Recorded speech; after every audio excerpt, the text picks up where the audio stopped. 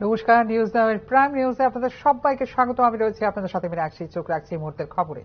1 জুলাই 2024 থেকে কার্যকর হওয়া 3টি নতুন ফৌজদারি আইন বাস্তবায়ন পর্যালোচনা করলেন মুখ্যমন্ত্রী ডাক্তার মানিক সাহা। বৈঠকে উপস্থিত ছিলেন স্বরাষ্ট্র, পুলিশ, আইন, প্রসিকিউশন, ফরেনসিক ইত্যাদি গুরুত্বপূর্ণ দপ্তরের আধিকারিকরা। নতুন 3টি ফৌজদারি আইন যথাক্রমে ভারতীয় ন্যায় সংহিতা, ভারতীয় নাগরিক সুরক্ষা সংহিতা এবং ভারতীয় সাক্ষ্য অধিনিয়ম হয়েছিল গত 2024 সালের 1 জুলাই থেকে। সোমবার নতুন এই 3টি ফৌজদারি আইন বাস্তবায়নের পর্যালোচনা বৈঠক করলেন মুখ্যমন্ত্রী ডাক্তার মানিক সাহা। বৈঠকে উপস্থিত ছিলেন স্বরাষ্ট্র, পুলিশ, আইন, প্রসিকিউশন, ফরেনসিক, স্বাস্থ্য কারাগার দপ্তরের উচ্চপদস্থ আধিকারিকরা। নতুন এই 3টি ফৌজদারি আইনের সার্থক বাস্তবায়নে সংশ্লিষ্ট সব দপ্তর আধিকারিকদের একযোগে কাজ করার নির্দেশ জারি করেছেন মুখ্যমন্ত্রী ডাক্তার মানিক সাহা। রাজ্যের যে কোনো প্রান্ত থেকে অপরাধীর বিরুদ্ধে মামলা লিপিবদ্ধ করার বিধান কার্যকর করার নির্দেশ দিয়েছেন মুখ্যমন্ত্রী। অভিযুক্ত যদি দীর্ঘদিন ধরে পলাতক থাকে তাহলে তার সম্পত্তি বাজেয়াপ্ত করার বিধান বিবেচনা করে তা কার্যকর করার নির্দেশও দিয়েছেন মুখ্যমন্ত্রী। নতুন ফৌজদারি আইনে 60 দিনের মধ্যে অভিযোগপত্র দাখিল এবং 90 দিনের মধ্যে দোষী সাব্যস্ত করার বিধান কার্যকর করার নির্দেশও দিয়েছেন মুখ্যমন্ত্রী। ফৌজদারি বিচার ব্যবস্থার আমূল সংস্কারের মাধ্যমে বিশেষত নারী, শিশু ও রাষ্ট্রের বিরুদ্ধে সংঘটিত অপরাধকে অগ্রাধিকার দিয়ে বিবেচনা করার নির্দেশ দিয়েছেন মুখ্যমন্ত্রী। ভারতীয় দণ্ডবিধির 511টি ধারার পরিবর্তে ভারতীয় ন্যায় সংহিতায় 358টি ধারা সংযোজিত হয়েছে এবং 6টি ক্যাটাগরির অপরাধের জন্য কমিউনিটি সার্ভিসের অন্তর্গত শাস্তির দাবি রয়েছে। ভারতীয় ন্যায় সংহিতায় 7টি নতুন ধারা প্রবর্তন করা হয়েছে। ভারতীয় ন্যায় সংহিতায় মোট 20টি নতুন ধরনের অপরাধ সংযোজিত হয়েছে এবং তার মধ্যে 33টি অপরাধের জন্য কারাবাসের শাস্তির বিধান রাখা হয়েছে। এই বিষয়গুলি যথাযথভাবে বাস্তবায়নের জন্য পুলিশ এবং আইন বিশেষজ্ঞদের নিজেদের মধ্যে সময়ে সময়ে আলোচনা পর্যালোচনার উপর গুরুত্ব আরোপ করেছেন মুখ্যমন্ত্রী ডাক্তার মানিক সাহা। এই নতুন 3টি ফৌজদারি আইনের উল্লেখযোগ্য বিষয়গুলি হল ইলেকট্রনিক মাধ্যমেও এফআইআর অর্থাৎ এফআইআর এর সার্থক বাস্তবায়নের গুরুত্ব আরোপ করেছেন মুখ্যমন্ত্রী ডাক্তার মানিক সাহা। নতুন ফৌজদারি আইনে অত্যন্ত প্রয়োজনীয় সাক্ষীর সুরক্ষা বিধানের ব্যবস্থা করেছে, যা যথাযথভাবে বাস্তবায়নের নির্দেশও দিয়েছেন মুখ্যমন্ত্রী doctor Manik Saha. Bureau report, news now. Pay review নয়, পে কমিশন নিয়ে আসন্ন বিধানসভার বাজেট অধিবেশনে আলোচনা দাবি করছেন রাজ্য সরকারি কর্মচারী পেনশন হোল্ডাররা। রাজ্যে পে রিভিউ নয়, পে কমিশনের দাবি করছেন সরকারি কর্মচারীরা। আগামী 21 মার্চ থেকে শুরু হওয়া বাজেট অধিবেশনে এই বিষয়ে আলোচনার দাবি করছেন কর্মচারীরা। এক্ষেত্রে বকেয়া মিটিয়ে দেবার দাবিও রয়েছে সরকারি কর্মচারীদের। রাজ্যের শিক্ষক কর্মচারীদের বকেয়া মিটিয়ে দেওয়ার জোরালো দাবি উঠেছে শিক্ষক কর্মচারীদের তরফে। চলতি বছরের 31শে অক্টোবরের মধ্যে সমস্ত বকেয়া মিটিয়ে দিতে হবে 7ম বেতন কমিশনের সুপারিশ অনুযায়ী। এক্ষেত্রে রাজ্যে 8ম বেতন কমিশন গঠনের জোরালো দাবিও করেছেন সরকারি কর্মচারীরা। তবে সবচেয়ে প্রথমে পে রিভিউ নয়, পে কমিশনের দাবি করছেন সরকারি কর্মচারী এবং পেনশনভোগীরা। আগামী 21শে মার্চ থেকে শুরু হওয়া ত্রিপুরা বিধানসভার বাজেট অধিবেশনে আলোচনার দাবিও করছেন কর্মচারী এবং পেনশনভোগীরা। এদিকে চলতি বছরের 31শে অক্টোবরের মধ্যে বকেয়া মিটিয়ে না দিলে পরবর্তী অর্থ কমিশনে সেই টাকা কমিটেড হবে না, এমন অভিমত শিক্ষক কর্মচারী নেতৃত্বের। 8ম বেতন কমিশন গঠন হলে শিক্ষক কর্মচারীদের সমস্ত টাকা পাওয়া সম্ভব বলে মনে করেন সংশ্লিষ্ট কর্মচারীরা। এই ক্ষেত্রে অনিয়মিত কর্মচারীদের নিয়মিতকরণের পাশাপাশি ফিক্সড পেতে চাকরির বদলে প্রথম দিন থেকে নিয়মিতকরণের থাকবে সুযোগ। এছাড়া ফিক্সড পেতে চাকরি প্রথা তুলে দেওয়ারও দাবি উঠছে জোরালো ভাবেই। সুযোগ একবারই আসে, একবার সুযোগ চলে গেলে তা ফিরে পেতে অপেক্ষা করতে হবে আরো 10 বছর। এর মধ্যে পরিস্থিতি পরিবর্তন ঘটে গেলে আর নাও আসতে পারে সুযোগ। এক্ষেত্রে 8ম বেতন কমিশন গঠনের পাশাপাশি এক দেশ এক বেতন কাঠামোর দাবি করছেন রাজ্য সরকারি কর্মচারী এবং পেনশনভোগীরা। ফিউরো রিপোর্ট, নিউজ নাও। মার্কিন যুক্তরাষ্ট্র এবং ইউনাইটেড কিংডম থেকে কিছু লোক মিজোরাম হয়ে প্রবেশ করেছিল মায়ানমারে বলে রাজ্য বিধানসভায় জানিয়েছেন মিজোরামের মুখ্যমন্ত্রী লালটুহোমা। এক্ষেত্রে মায়ানমারের বিদ্রোহী গোষ্ঠীগুলিকে অস্ত্র প্রশিক্ষণ দেওয়া হয় বলেও জানিয়েছেন মুখ্যমন্ত্রী লালটুহোমা।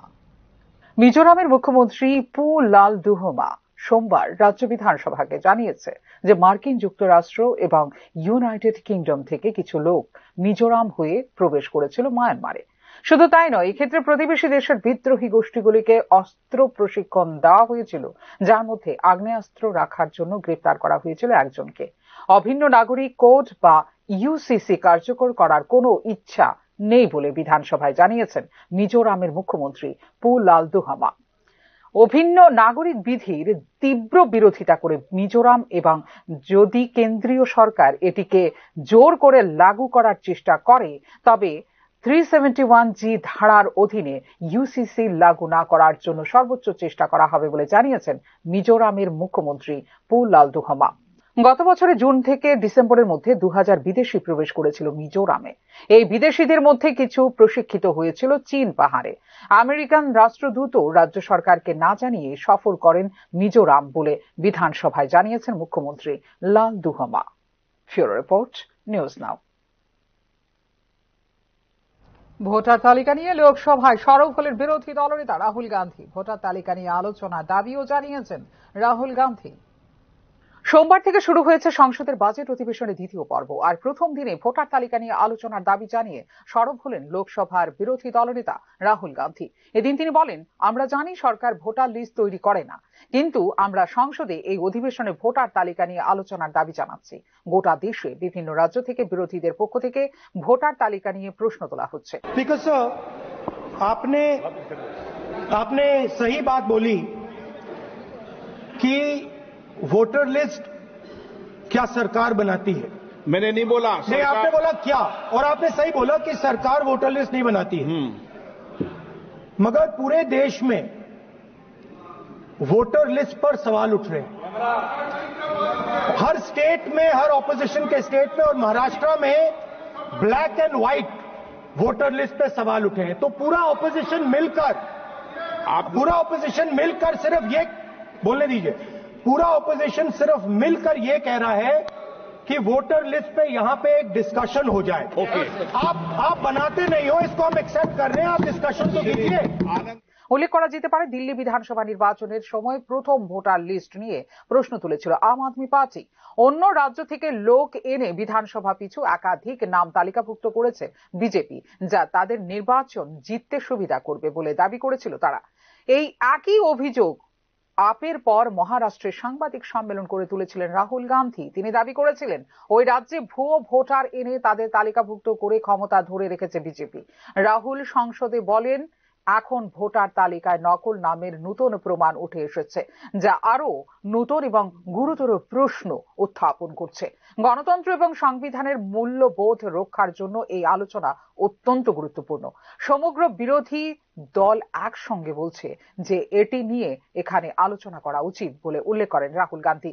আমরা স্বীকার করি যে ভোটার তালিকা সরকার তৈরি করে না, তবে এটি নিয়ে আলোচনা করা উচিত বলে মন্তব্য করেন Rahul Gandhi. Bureau report, news now. Women's empowerment ইন্ডেক্সে ত্রিপুরা মোট স্কোর 19.97, যা উত্তর পূর্বাঞ্চলের জন্য 7টি রাজ্যের থেকেও কম। ন্যাশনাল ফ্যামিলি হেলথ সার্ভে সদ্য প্রকাশিত রিপোর্ট 5-এ তুলে ধরা হয়েছে এই তথ্য। মহিলাদের ক্ষমতায়নের দিক থেকে দেশ তো বটেই, উত্তর পূর্বাঞ্চলেও কি পিছিয়ে রয়েছে Tripura? National family health survey সদ্য প্রকাশিত রিপোর্ট 5-এ কিন্তু ইঙ্গিত দেওয়া হয়েছে এমনটাই। মহিলাদের আত্মনির্ভর করতে 53,623টি স্বসহায়ক গঠন করা হয়েছে এখন পর্যন্ত। দলগুলির মোট সদস্য সংখ্যা 4,84,000। বর্তমানে 91,871 জন লখপতি দিদি রয়েছেন। স্বসহায়ক দলগুলি 3,87,000 সদস্য প্রধানমন্ত্রী সুরক্ষা বিমা যোজনা এবং 3,14,000 সদস্য প্রধানমন্ত্রী জীবন জ্যোতি বিমা যোজনার সুফল পাচ্ছেন। এছাড়াও সরকারি চাকুরিতে মহিলাদের জন্য 33% সংরক্ষণ চালু করা হয়েছে। সরকারি স্টল বিতরণে সেই সংরক্ষণ 50%। কিন্তু বাস্তবিক পক্ষে national family health survey report 5 কিন্তু বলছে ভিন্ন কথা। উইমেন্স এম্পাওয়ারমেন্ট ইন্ডেক্সে ত্রিপুরার মোট স্কোর 19.97, যা উত্তর পূর্বাঞ্চলের অন্য 7টি রাজ্য থেকেও কম পরিসংখ্যানে উল্লেখ করেছে national family health survey report 5। মহিলাদের আর্থিক ক্ষমতায়ন, স্বাস্থ্য ও পুষ্টি সিদ্ধান্ত গ্রহণ, লিঙ্গ ভূমিকা, সম্পদের মালিকানা, ব্যাংক অ্যাকাউন্ট পরিচালনা, সারা বছর কাজের সুযোগ, মোবাইল ফোনের ব্যবহার প্রভৃতির মাধ্যমে নির্ধারণ করা হয়েছে ইন্ডেক্স স্কোর। সার্বিক স্কোরে এগিয়ে থাকা 3টি রাজ্য হল গোয়া, সিকিম, হিমাচল প্রদেশ। পৃথক পৃথক বিশ্লেষণে আর্থিক ক্ষমতায়নের ক্ষেত্রে সবচেয়ে এগিয়ে থাকা 3টি রাজ্য কর্ণাটক, সিকিম ও অরুণাচল প্রদেশ। সিদ্ধান্ত গ্রহণের ক্ষেত্রে প্রথম দিকে রয়েছে নাগাল্যান্ড, মিজোরাম ও গোয়া। স্বাস্থ্য ও পুষ্টির ক্ষেত্রে প্রথম সারিতে রয়েছে গোয়া, সিকিম, উত্তরাখণ্ড। লিঙ্গ ভূমিকার ক্ষেত্রে এগিয়ে থাকা প্রথম 3টি রাজ্য হল হিমাচল প্রদেশ, নাগাল্যান্ড ও গোয়া। উইমেন্স এম্পাওয়ারমেন্ট ইন্ডেক্সে ত্রিপুরার মোট স্কোর 19.97। রিপোর্ট অনুযায়ী সিকিমের স্কোর 25.84, মিজোরামের 24.7, মণিপুরের 20.51, নাগাল্যান্ডের 23.88, অরুণাচল প্রদেশের 22.77, আসামের 21.30, মেঘালয়ের 20.10। সম্পদের উপর অধিকারের ক্ষেত্রেও রাজ্যভিত্তিক মহিলাদের অবস্থান স্পষ্ট করা হয়েছে রিপোর্টে। 14 থেকে 49 বছর বয়সীদের মধ্যে সম্পদের মালিকানার দিক থেকে সবচেয়ে এগিয়ে রয়েছেন লাদাখের মহিলারা। পরবর্তী স্থানে রয়েছে কর্ণাটক ও তেলেঙ্গানা। এক্ষেত্রে জাতীয় গড় 40.7%। ত্রিপুরায় সে হার 22%-এর কিছু বেশি। এককভাবে ব্যাংক অ্যাকাউন্ট পরিচালনার ক্ষেত্রেও জাতীয় গড়ের চাইতে কয়েক যোজন পিছিয়ে ত্রিপুরা। এক্ষেত্রে জাতীয় গড় যেখানে 75%, ত্রিপুরার গড় মাত্র 30%-এর কাছাকাছি। অর্থাৎ মহিলাদের ক্ষমতায়নের প্রকৃত বাস্তবায়ন এখনো যে অধরা তা কিন্তু মোটামুটি স্পষ্ট ন্যাশনাল ফ্যামিলি হেলথ সার্ভে রিপোর্টে। Bureau report, news now. Kamalpur BWS executive ইঞ্জিনিয়ারের ডিভিশন অফিসের তালা দফতরের কর্তাদের মর্জি মাফিক খোলার অভিযোগ প্রমাণিত হয় সোমবার। দফতরের গেটের তালা বেলা প্রায় 12টায় খোলা হলে গেটের বাইরে দাঁড়িয়ে থাকা কর্মচারীদের ভেতরে প্রবেশ করতে দেখা যায়। সোমবার কমলপুর ডিডব্লিউএস ডিভিশন অফিসের কর্মচারীরা সময় মতো অফিসে আসলেও প্রায় 12টায় গেটের তালা খোলা হয়, কিন্তু দফতরের এক্সিকিউটিভ ইঞ্জিনিয়ার তখনও অফিসে আসেননি। দফতরের অন্যান্য কর্মচারীদের বক্তব্য, তিনি শুক্রবার বিকেলে আগরতলা নিজ বাড়িতে গেছেন এবং সেই সময় আমবাসা মিটিংয়ে ছিলেন। অফিসের পরিষেবা নিতে আসা এলাকার লোকজন অফিসের তালা বন্ধ অবস্থায় দেখে ফিরে গেছেন। প্রায়ই অফিসের দরজা খুলতে 12টা বাজে বলে অভিযোগ করেছেন এলাকাবাসীরা। অফিসের তালা খুলতে দেরি হওয়ার বিষয়ে জানতে চাইলে কর্মচারীরা নানা অজুহাতে বিষয়টি এড়িয়ে যাওয়ার চেষ্টা করেন।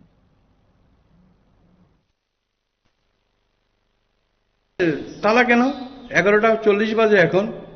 তালা কেন অন্যদিন তো খোলা হয়, আজকে কেড়ে খোলা হয়েছে না, যে ওই ঘর সাফ করে তাই একবার ফোন করে আমার কাছে, দিদি তালা খুলতেছে না, এই মধ্যে নষ্ট হয়েছে, তো কেরা কেরা বলে তালা করছিল, কিন্তু তালা খোলা হয়েছে না, এবার কেমনে জানি ভাঙ্গা ওই ঢোকা হয়েছে। কই শারীর শিক্ষকের শূন্য পদের সংখ্যা যেখানে 500, সেখানে নিয়োগের অভাবে ধুঁকছে রাজ্যের বিদ্যালয় পর্যায়ের ক্রীড়া।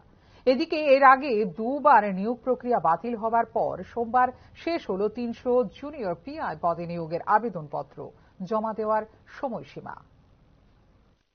স্বল্পতায় হারিয়ে যাচ্ছে বিদ্যালয় স্তর থেকে খেলাধুলা। দীর্ঘ বহু বছর ধরে ক্রীড়া দপ্তরের ক্রীড়া শিক্ষক পদে নেই নিয়োগ। ক্রমে ক্রমে ক্রীড়া শিক্ষকের পদ শূন্য হতে হতে এখন বর্তমান ক্রীড়া শিক্ষকের থেকে বেশি শূন্য পদের সংখ্যা। রাজ্যে বর্তমানে 406 জন ক্রীড়া শিক্ষক রয়েছেন, অথচ শূন্য পদের সংখ্যা তার চেয়েও বেশি, প্রায় 500। এক সময় রাজ্যের অধিকাংশ বিদ্যালয়গুলিতে ন্যূনতম একজন করে ক্রীড়া শিক্ষক কর্মরত ছিলেন। কোনো কোনো বিদ্যালয়ে ছিলেন একাধিক ক্রীড়া শিক্ষক। বিদ্যালয়ের ছাত্রছাত্রীদের মধ্যে ক্রীড়া মানসিকতা সহ নানান প্রতিযোগিতায় ছাত্রছাত্রীদের প্রস্তুত করার কাজ করতেন এই ক্রীড়া শিক্ষকরা। বিদ্যালয় স্তর থেকে উঠে আসতো খেলোয়াড়। রাজ্যের মাঠগুলিতে তখন ভিড় ছিল খেলোয়াড়দের।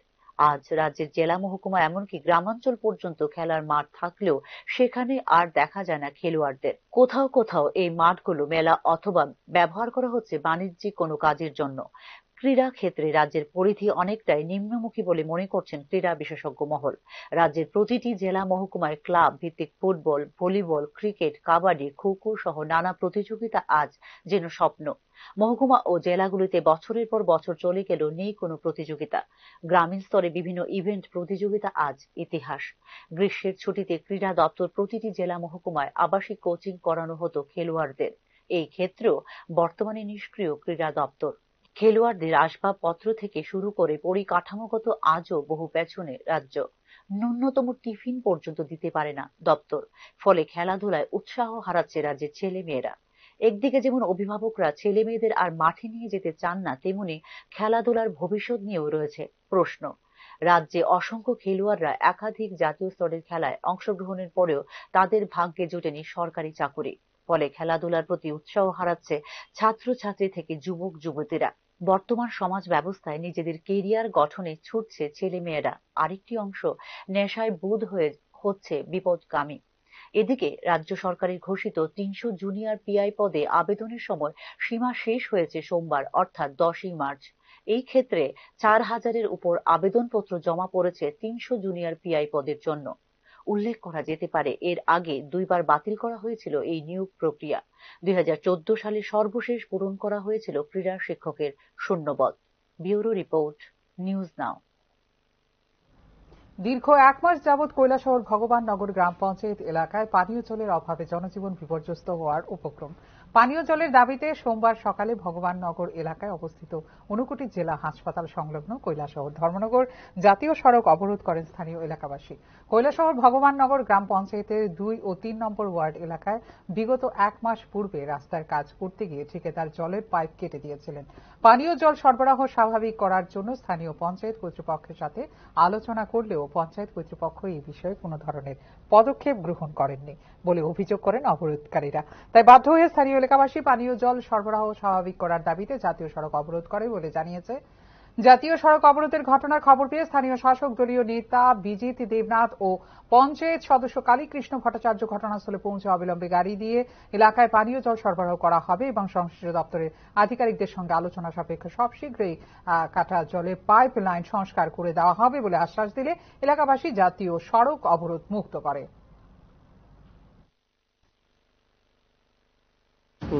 আমরা জানাইছি, পঞ্চায়েত প্রধান সবাই জানাইছি, ডিপার্টমেন্ট জানাইছি, কেউ আমরা জল দেয় না। আজকে প্রায় মাসের কাছাকাছি আমরা জল পাই না। এর কারণে আমরা কেন রাস্তা অবরোধ করছি।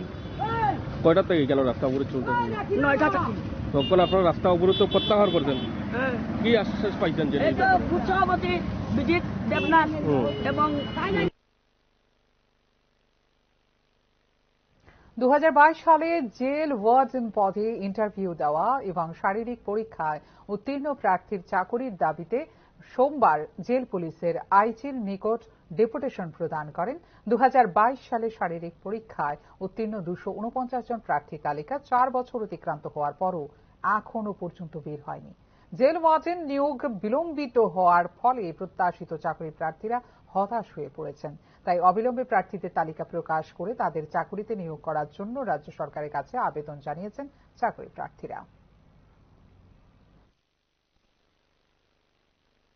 আমরা হইল জেল পুলিশের 2022-এর ক্যান্ডিডেট। আমাদের 2022-এর মধ্যে আমাদের অলরেডি ফিজিক্যাল কমপ্লিট হয়েছে, কিন্তু এখনো আমাদের ফিজিক্যালের যে ক্যান্ডিডেট কোয়ালিফাই করেছে ওইটার লিস্টটাও এখনো প্রদান করা হয়নি আমাদেরকে, এবং 4 বছর চলে যাচ্ছে। তো আমাদের রিক্রুটমেন্টের প্রসেসটা এখনো পুরোপুরি কমপ্লিট হয়নি। একটা যদি এমন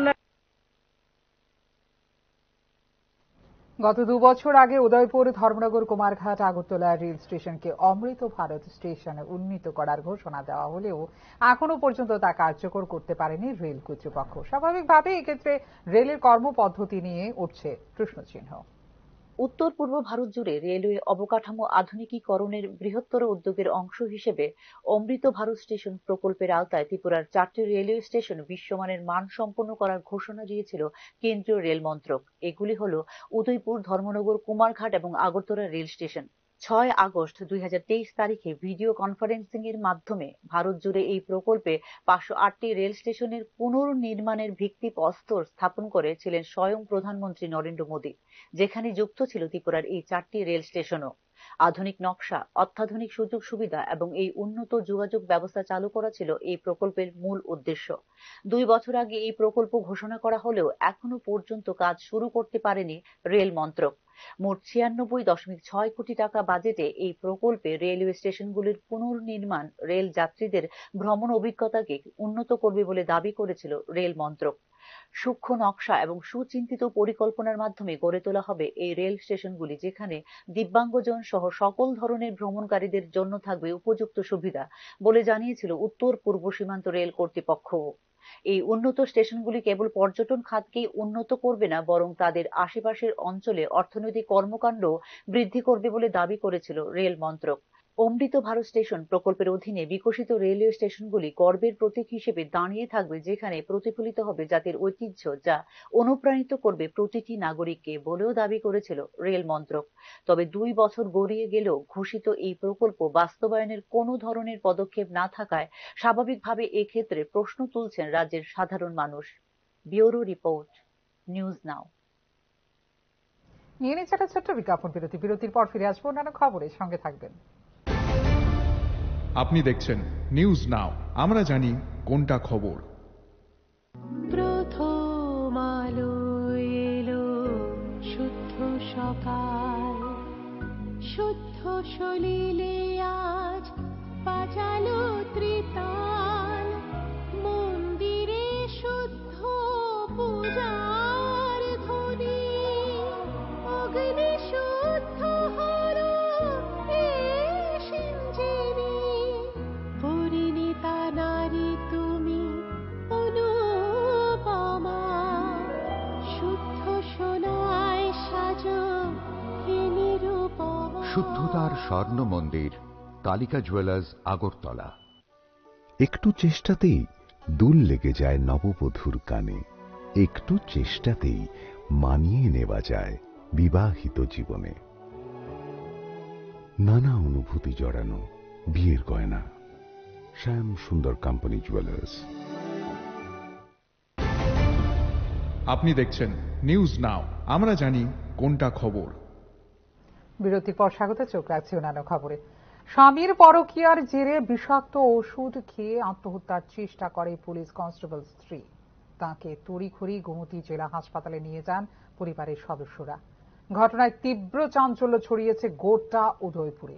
ডিউটি সেরে বাড়িতে গিয়ে স্বামী দীপঙ্কর চক্রবর্তীকে অন্য মহিলার সাথে অশালীন অবস্থায় দেখতে পেয়ে অভিমানে ঘরে রাখা পুরনো ওষুধ খেয়ে আত্মহত্যার চেষ্টা করে পুলিশ কনস্টেবল অনুপমা চক্রবর্তী।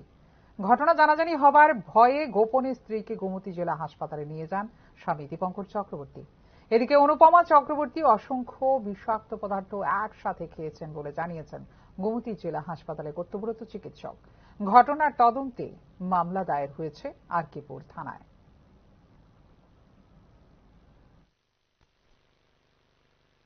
তো আমরা প্রাথমিকভাবে তার ওয়াশ করা হয়েছে, গ্যাস্ট্রিক লেভেল দেওয়া হয়েছে, তারপরে ট্রিটমেন্ট করার পরে এখন মেডিসিন ওয়ার্ডে কি ওষুধ খাচ্ছিল? আননোন উনি পয়সা না কিছু না পার্টিকুলারলি কিছু বলছে না। পরোটা খাইছে বা কি খাইছে? আচ্ছা, এক্সাক্ট কোনো নাম্বার বা ফিগার কিছু। আচ্ছা, এখন কি ডিস্ট্রিক্ট হসপিটালে ভর্তি আছে? হসপিটালে ভর্তি, কেমন আছে? মেডিসিন ওয়ার্ডে আছে, female medicine word. Female medicine আছে। কি নাম ডক্টর বাবু আপনার? অভিষেক বর্মা। এখন কেমন অবস্থা আছে? আপাতত স্টেবল।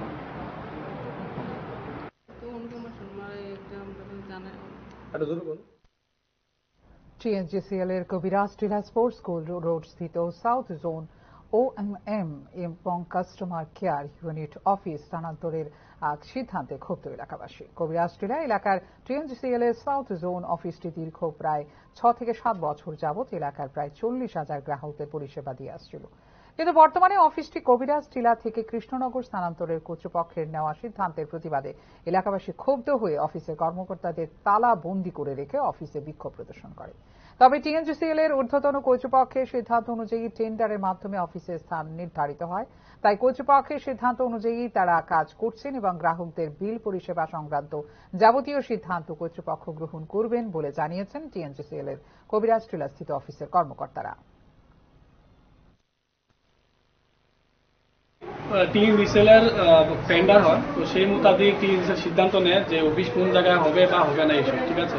তো আমরা এখানে ওয়েনএম অফিস দীর্ঘ 6 বছর নাগাদই আছি, তো আমরা প্রায় 6-7 বছর, তো আমরা এখান থেকেই পুরো সাউথ জোনে এখানে কয়েক হাজার। এখনকার মতো এই মুহূর্তের সংবাদ এই পর্যন্ত। অন্যান্য আপডেটস দেখার জন্য অবশ্যই নজর রাখতে হবে নিউজ নাওর পর্দায়। নমস্কার, শুভরাত্রি।